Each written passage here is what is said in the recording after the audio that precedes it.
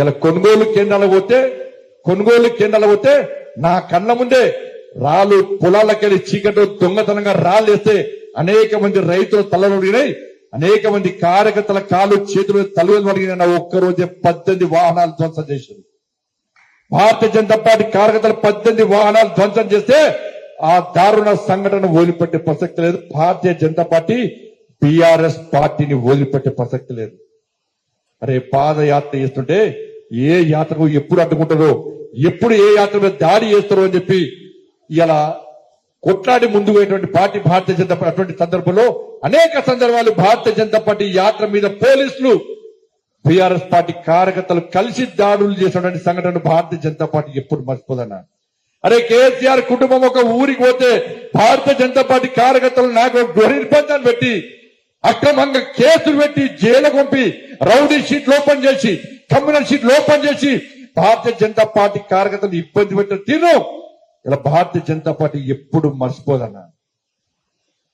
ఇక్కడ చెప్పురన్నా నా మీద కేసులు ఉన్నాయి అన్న వాళ్ళు చేతెత్తురన్నా, నా మీద కేసులు ఉన్నాయి అన్న వాళ్ళు చేతెత్తురన్నా.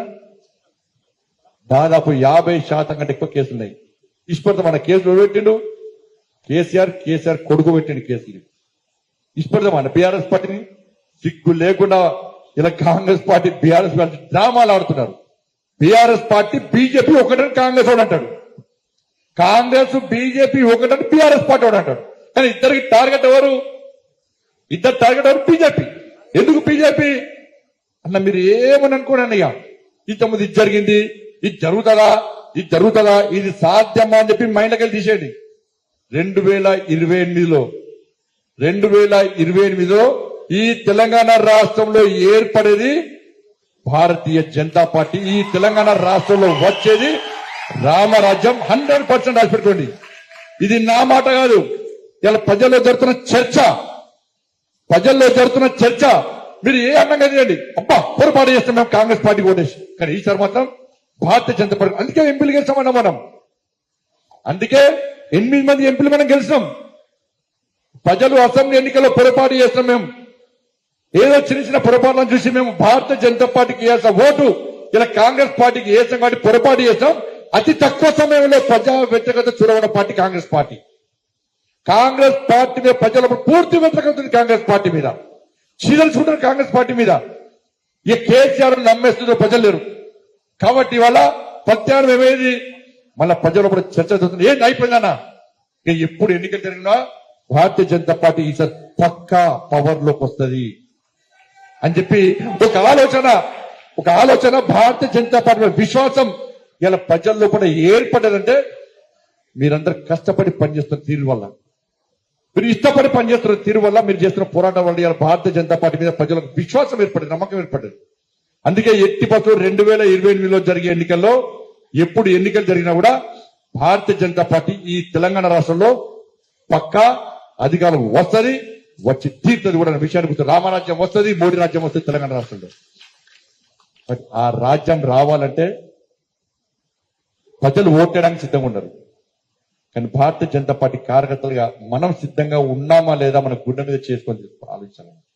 నేను ఎందుకు మెంబర్షిప్ ఇవ్వాలి, మన అసెంబ్లీ ఎన్నికల్లో పోటీ పనిచేసిన, పార్లమెంట్ ఎన్నికల్లో పనిచేసిన పార్టీ నాకు ఏమిచ్చింది, నాకు నామినేటెడ్ పోస్ట్ ఇచ్చిందా, నాకు పైసా శాలరీ ఇస్తుందా, నాకు పైరోలు చేసి పెట్టిందా, నాకు ఉద్యోగం ఇప్పించిందా, మా అన్నకు ఉద్యోగం ఇప్పించిందా. ఈ స్వార్థం కోసం పనిచేస్తాడు భారతీయ జనతా పార్టీ కార్యకర్త కాదన్నా. నేను మళ్ళీ చెప్తున్నా, జితేందర్ రెడ్డి ఎమ్మెల్యే ఎంపీ కావాలని త్యాగం చేయలే, జగన్ రెడ్డి ఎమ్మెల్యే కావాలి, కౌన్సిలర్ కావాలి, వాళ్ళ అన్న ట్రాన్స్ఫర్ కావాలి, నామినేటెడ్ పోస్ట్ కావాలని చెప్పి జగన్ త్యాగం చేయలే, మధుసూర్ గారు త్యాగం చేయలే, జగన్ త్యాగం చేయలే. దానికోసం వాళ్ళకి ఏ స్వార్థం లేదు. అనేక మంది కార్యకర్తలు జైలుకు పోయిన మంగ్యానాకు ఎలా ఎంపీ కావాలి, ఎమ్మెల్యే కావాలని జైలుకు పోలే, లాలు నాయక్ ఎంపీ కావాలి, ఎమ్మెల్యే కావాలని జైలుకు పోలే. అనేక మంది కార్యకర్తలు మా స్టేట్ సెక్రటరీ శ్రీనివాస్ గౌడ్ కూడా జైలుకు పోయి నిరుద్యోగ సమస్య మీద కొట్లాడితే, వరంగల్లో 18 ఏళ్ల వినోద్ జైలుకు వెళ్ళి పోయాలి నిరుద్యోగ సమస్య. 18 ఏళ్ల వినోద్ అర్ధరాత్రి పోలీసులు ఇంటి మీద పట్టుకపోయిన వినోద్, చిన్న పిల్లని పట్టుకపోయిన పోలీసులు. మరి వినోద్ ఎంపీ కోసం కొట్టాడినా, ఎమ్మెల్యే కోసం కొట్టాడినా, కౌన్సిలర్ కావాలనుకుంటా, కార్పొరేటర్ కావాలనుకుంటున్నా, ఏం లేదు, మన రాజ్యం రావాలి. కానీ తెలంగాణ రాష్ట్రంలో పేదల బతుకులు బాగుపడాలంటే మీరు అనుకున్నటువంటి పనులు కావాలంటే, కార్యకర్తలకు న్యాయం జరగాలి, పేదలకు న్యాయం జరగాలంటే సింపుల్ గా ఆలోచించండి. ఈ తెలంగాణ రాష్ట్రంలో మన ప్రభుత్వం ఏర్పడాలి, మన రాజ్యం రావాలి. దానికోసం మనం పనిచేయాలి. ఇలా మెంబర్షిప్ అనేది చాలా ఇంపార్టెంట్, చాలా ముఖ్యం. ఇలా మీరందరూ కూడా ఇలా తెలంగాణ రాష్ట్రంలో కిషన్ రెడ్డి గారు ఇంత సంకల్పం తీసుకొని జమ్మూ కాశ్మీర్ లో వాళ్ళు అక్కడ ఇన్ఛార్జ్ గా ఉన్నప్పుడు కూడా ప్రతిరోజు ఫోన్లు చేస్తూ, దాంతోపాటు మన సంఘటన మంత్రి చంద్రశేఖర్ జీ కూడా వీళ్ళు కలిసి జనసైనికులందరూ కూడా మన రామచంద్ర గారి నేతృత్వంలో ఇంత కష్టపడి పనిచేస్తున్నారంటే నెక్స్ట్ స్థానిక సంస్థల ఎన్నికలు ఉన్నాయి కాబట్టి స్థానిక సంస్థల ఎన్నికల్లో మీ అందరికి అవకాశం ఇవ్వాలని చెప్పండి. మీ అందరిని జెడ్పీటీసీ వేయాలి, మీ అందరిని ఎంపీపీ వేయాలి, ఎంపీటీసీ వేయాలి, సర్పంచ్ చేయాలి, ఉప సర్పంచ్ చేయాలి, వార్డు మెంబర్ చేయాలి, కార్పొరేటర్ చేయాలి, కౌన్సిలర్ చేయాలి. నెక్స్ట్ తర్వాత మీ అందరినీ ఎమ్మెల్యేలు చేయాలి, ఎంపీలు చేయాలని చెప్పి ఒక ఆలోచనతో మాత్రమే ఈ మెంబర్షిప్ డ్రైవ్ ను చాలా సీరియస్ గా పార్టీ తీసుకుంటుంది. ఎంపీలు గారు మీరు అంటే ఏ పార్టీలో అవకాశం ఉండదన్నా, ఏ పార్టీలో అవకాశం ఉండేది. మామూలు వ్యక్తి అటల్ బిహారీ వాజ్పేయి గారు దేశ ప్రధాని అయ్యాడు, ఛాయ్ అమ్ముకునే వ్యక్తి నరేంద్ర మోడీ గారు దేశ ప్రధాని అయ్యాడు. అరే పార్టీ కార్యాలయాల్లో పనిచేస్తూ చదువుకోవడం కోసం పార్టీ కార్యాలయంలో పనిచేసే ఒక కిషన్ రెడ్డి గారు రాష్ట్ర అధ్యక్షుడు, కేంద్ర మంత్రి అయిన కిషన్ రెడ్డి గారు. నేను కూడా మామూలు నేను మామూలు కార్యకర్తనైనా, మామూలు కార్పొరేటర్ను, ఇలా ఎంపీ అయినా, రాష్ట్ర అధ్యక్షుడైనా, కేంద్ర మంత్రి అయినా. కానీ వేరే పార్టీలో అవకాశాలు లేవన్నా, వేరే పార్టీలో అవకాశం లాబింగ్ జరగాలి. వేరే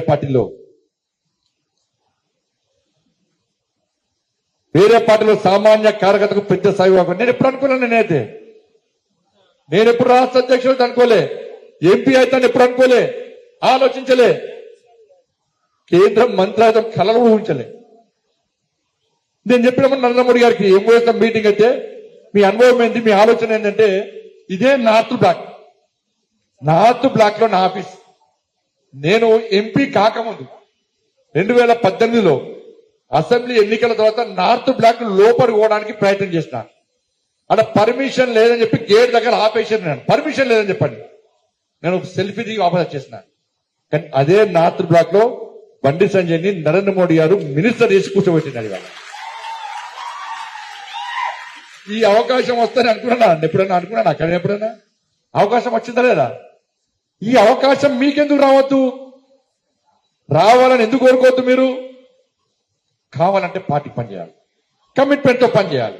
అంటే నేను పనిచేస్తున్నా, మీరు పనిచేస్తున్నారు అంటే నేను, మీరు పనిచేస్తున్నారు, ఇంకా పనిచేయాలి.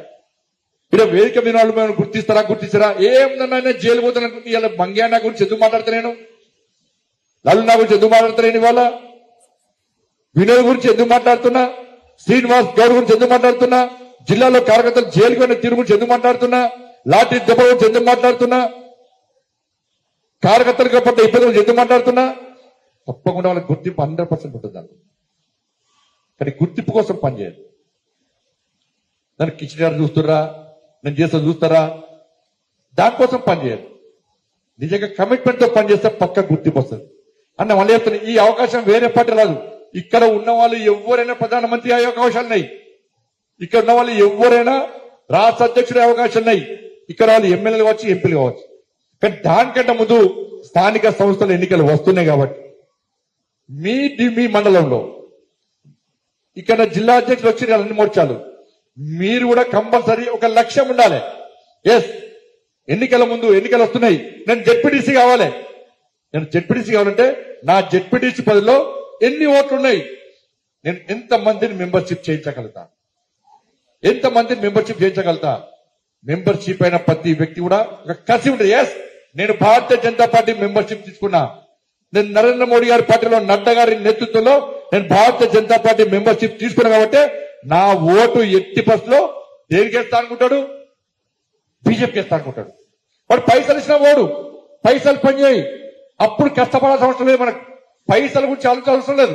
మీరు చేయాల్సింది ఎలా, మీకు ఫస్ట్ లక్ష్యం ఉండాలి, మీలో కూడా కసి ఉండాలి, మీకు కూడా సంకల్పం ఉండాలి. ఎస్, నేను కార్పొరేటర్ కావాలి, నేను కౌన్సిలర్ కావాలి. కాబట్టి నా లక్ష్యం ఏంది, మెంబర్షిప్ అనుకోకుండా అంది వచ్చిన అవకాశం మనకు. అసలైన తొలి వెలుగు. ఫాలో వాట్సాప్ @తొలి వెలుగు official.